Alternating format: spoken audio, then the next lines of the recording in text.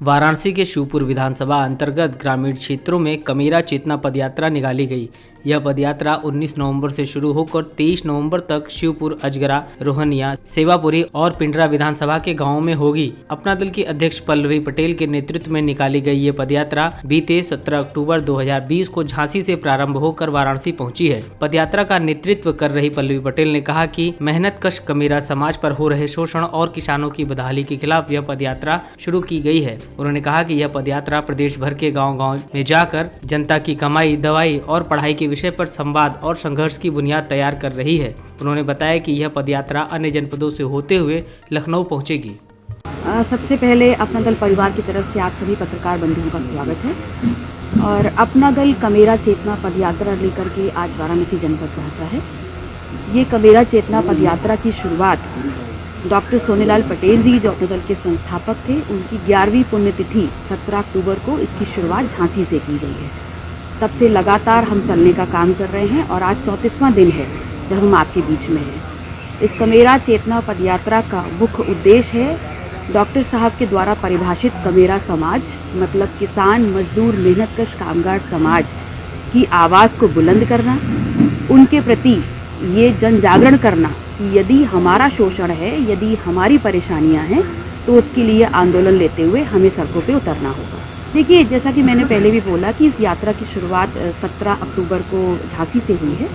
तो उसके बाद हम बांदा, करवी, हमीरपुर, महोबा, कौशाम्बी, इलाहाबाद, मिर्ज़ापुर, रॉबर्ट्सगंज, मतलब सोनभद्र करते हुए बनारस आए हैं, चंदौली करते हुए। तो इसका पूरा जो स्वरूप है वो 21 जनपदों से ये यात्रा निकलेगी।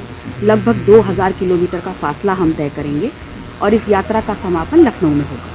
देखिए, जैसा कि ये स्वरूप ही बताता है, ये पैदल मार्च होगा, तो पैदल हम लोग चलेंगे और ऐसे में बीच बीच में जहाँ पर भी हमारा लोगों से इंटरेक्शन होता जाएगा, हम अपनी बात रखेंगे, उनकी बात सुनेंगे और अंततः प्रायः हर दिन के जब समापन होगा तो वहाँ पर एक सभा का आयोजन रहेगा। देखिए, परेशानी तो हर वर्ग को है, इसमें कोई धर्म नहीं आता, कोई जाति नहीं आती, हर वर्ग परेशान है इसमें।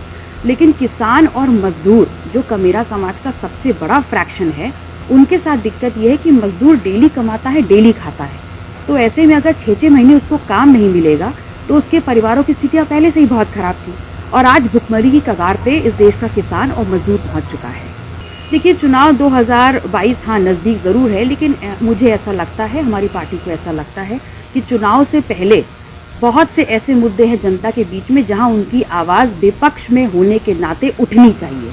तो विपक्ष में होने के नाते हम अपनी नैतिक जिम्मेदारी समझते हुए ये तमाम कार्य करने का कार्य कर रहे हैं। और मेरी ये भी परेशानी है कि मैं समझ नहीं पा रही हूँ बाकी विपक्षी पार्टियाँ अपने एसी कमरों में बैठ के क्या कर रही हैं, तो उनको भी सड़कों पर निकलने की बहुत ज़रूरत है। देखिए, कानून व्यवस्था हो या महिला सुरक्षा की व्यवस्था हो, सभी चीज़ ऐसा लगता है कि चरमरा गई है। उत्तर प्रदेश की सारी व्यवस्थाएं चरमराई हुई हैं और मेरा ऐसा मानना है कि माननीय योगी जी ज़रूर इस पर निगाह रखे होंगे और वो अपनी तरफ से प्रयास ज़रूर करेंगे कुछ बेहतर कर सकें। हालांकि अभी ज़मीनी स्तर पर ऐसा कुछ दिख नहीं रहा है। ये तमाम चीज़ें इस यात्रा के बाद ही स्वरूप लेंगी। तो मैं चाहूँगी कि अभी हम पहले इस यात्रा पर फोकस करें और फिर उसके बाद चुनाव भी।